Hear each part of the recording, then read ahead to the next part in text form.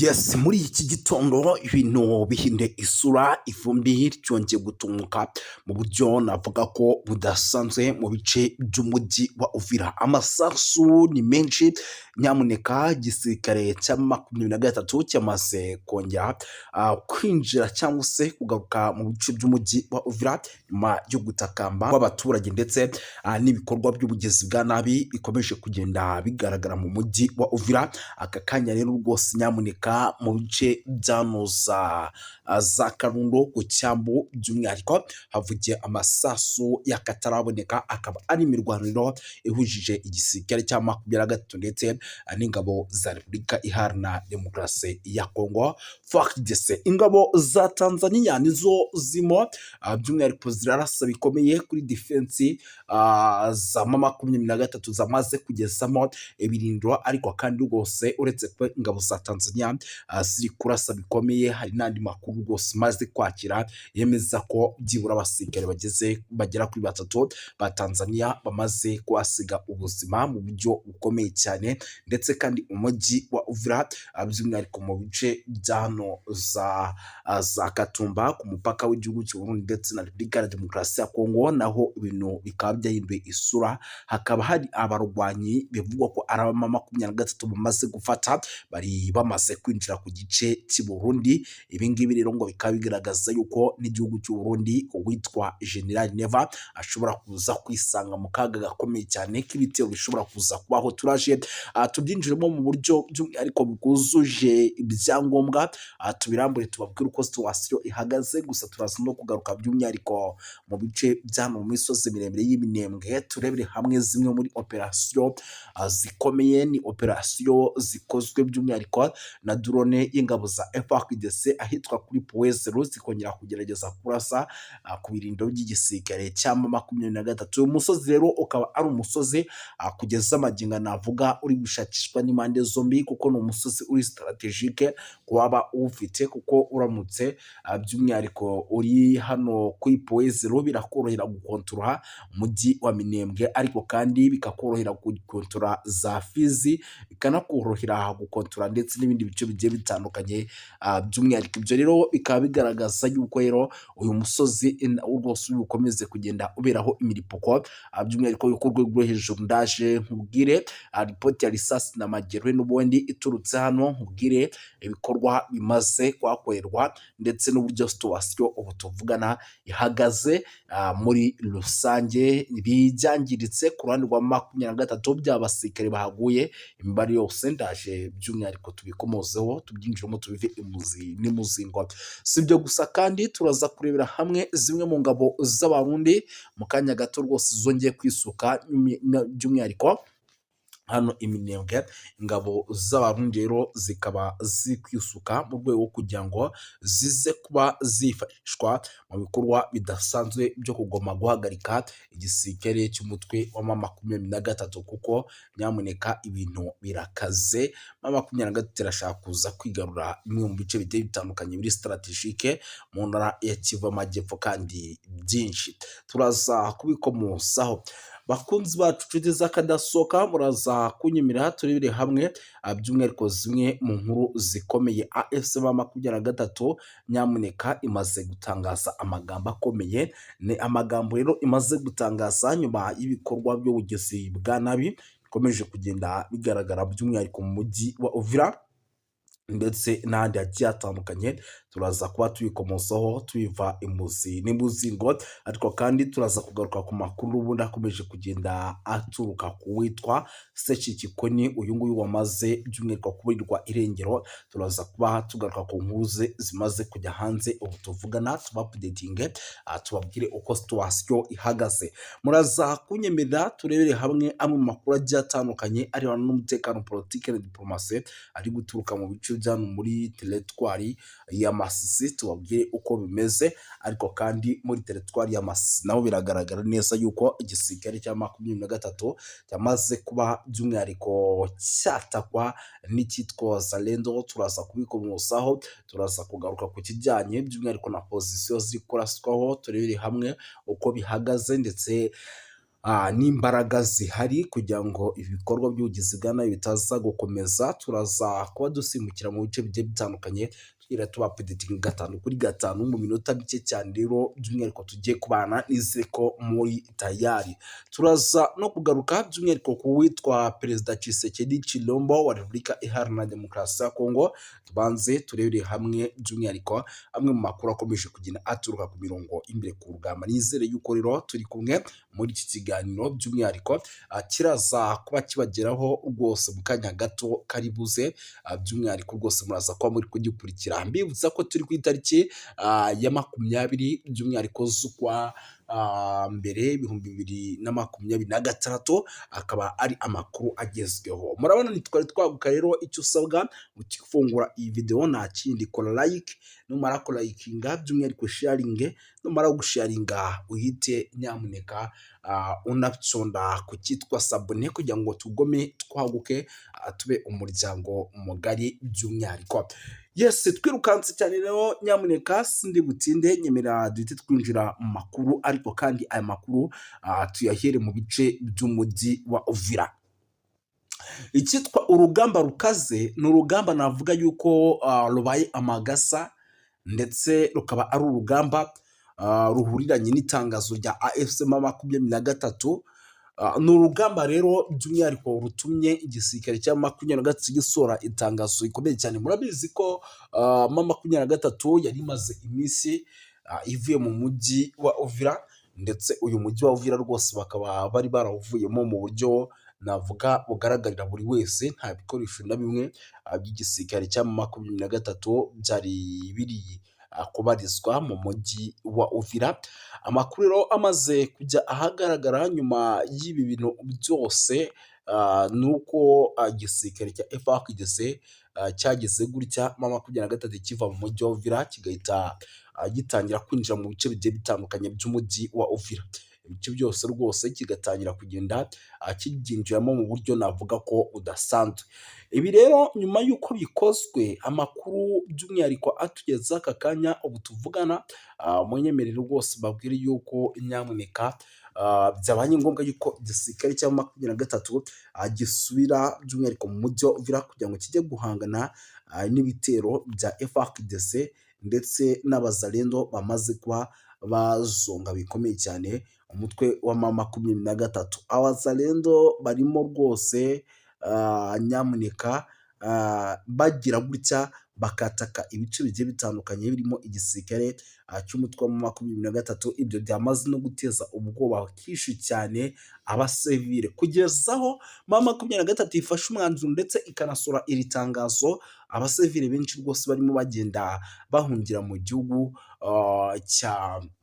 barimo bagenda bahungira mu gice cya za santere ya Kamanyola, bava muri ibice by'umujyi wa Uvira, kuko ibice by'umujyi wa Uvira byo rwose byamaze kuba byinjiramo abarwanyi benshi.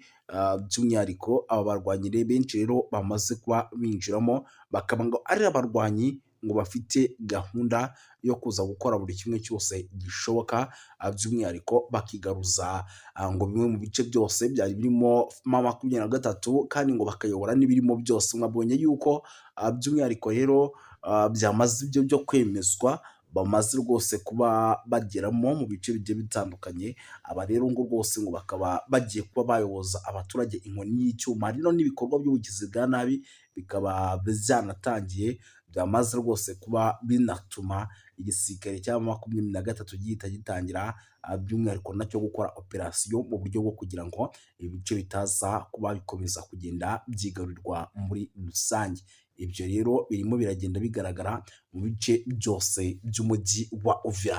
Umujyi wa Uvira rero kugeza amagingo aya ahitwa za ku cyambu cya Karondo niho by'umwihariko hari hamaze kuba rwose hagezwa ingabo nyinshi cyane za M23, ndetse no mu yandi makuru mfite nuko isa n'isa bimwe mu bice bigiye bitandukanye by'umwihariko by'umujyi wa Uvira, kubera ibikorwa by'ubugizi bwa nabi biri kuhaba, gusahura inyubako za leta ndetse n'ibindi bikorwa by'ubugizi bwa nabi bikomeje kugenda bikorwa n'abaturage. Nuko isa ku isa n'ubundi igisirikare cya Ntare za Sarambwe kiraza kuba by'umwihariko kigarurira bimwe mu bice bigiye bitandukanye by'umwihariko bya hano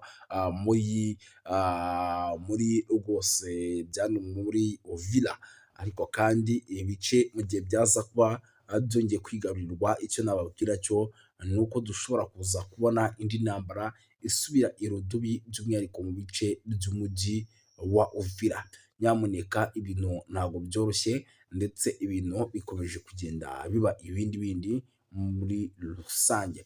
Ikindi kintu rero gikomeje kugenda by'umwihariko kigaragara, andi makuru rwose akomeje kugenda atugeraho arebana n'umutekano, politiki na diplomasi, ni uko ubu tuvugana mu bice bya hano muri teritwari ya Walikale.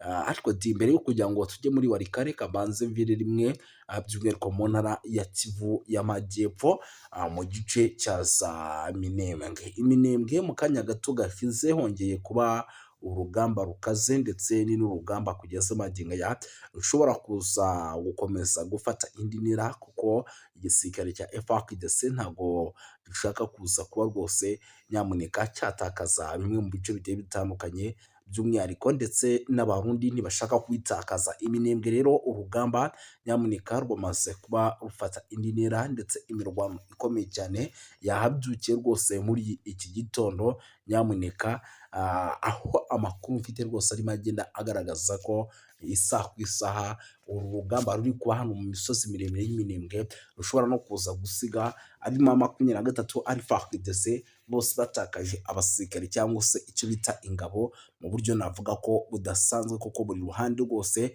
rurimo rurarwana, by'umwihariko rushaka kuza kuba rwakigarura ibi bice. Ni ukuvuga ngo iyi nkuru nta nubwo ndi buyinjiremo cyane, kuko imirwano yaho itangiye mu kanya gato gashize. Ntago ndamenya rezita hagati ku mpande zombi, ariko imirwano yo muri ibi bice itangiye mu kanya gato gashize. Ariko kandi nkemera turebere hamwe n'iyi nkuru ikomeye cyane, Qatar na Togo mu rugendo rushya rwo kugarura amahoro n'umutekano ku butaka bwa Repubulika Iharanira Demokarasi ya Kongo. Benshi bari no kwibaza bati ese ibi bintu biraza gushoboka? Mu rwego rwo gushimangira rero inzira y'ibiganiro bigamije kugarura amahoro arambye mu burasirazuba bwa Repubulika Iharanira Demokarasi ya Kongo, hateganyijwe kohereza ubutumire i Kinshasa n'i Goma, hagamije gutegurwa ibiganiro bikurikiyeho bizaba ku masezerano. N'amasezerano rero azaba akubiyemo byinshi bigiye bitandukanye. Nyemera iyi nkuru nyamuneka mu buryo bwuzuye yose, nyikovire imuzi n'umuzingo, umenye byinshi by'umwihariko biri kugenda bivugwa kuri ano makuru. Ni ukuvuga ngo rero ayo masezerano agamije gukemura imizi y'umutekano muke n'amakimbirane amaze igihe mu karere. By'umwihariko rero ibiganiro byateganyijwe kubera i Doha muri Qatar, mu murongo w'ubuhuza mpuzamahanga bukomeje gushyira imbere mu biganiro byimbitse, bifunguye kandi bihuriweho n'impande zose bireba Repubulika ya Demokarasi ya Kongo ndetse n'ihuriro rya AFC na M23. Ahmed Issa rero uhagarariye minisiteri w'igihugu cya Qatar, yagiranye ibiganiro byimbitse na perezida wa Togo Sozimana, byibanze ku ntambwe zikurikiweho mu biganiro hagati ya AFC M23 ndetse na leta ya Kinshasa. Ibiganiro rero byagaragaje ko ihuriro ry'ibitekerezo hagati ya Togo na Qatar ku buryo bwo gukemura amakimbirane hashingiwe ku biganiro, ubufatanye bw'akarere ndetse n'icyubahiro cy'inzego z'umuryango wa Afurika yunze ubumwe EU. Qatar rero imaze kwigaragaza nk'igihugu gifite ubunararibonye mu guhuza impande zishyamiranye binyuze mu biganiro byubaka mu karere k'ibiyaga bigari. Doha rero yakomeje kugaragaza ubushake buhamye bwo gushyigikira amahoro n'umutekano binyuze mu gufasha inzira zitandukanye z'ubuhuza, ndetse no gushishikariza impande zose kwinjira mu biganiro bifunguye kandi ibintu bikagenda neza. Izi mbaraga rero zishyigikiye ku cyerekezo cyo gufasha akarere kubona ibisubizo birambye bigamije inyungu rusange z'abaturage, bigezweho ingaruka n'intambara n'ubwumvikane buke bumaze igihe bugaragara.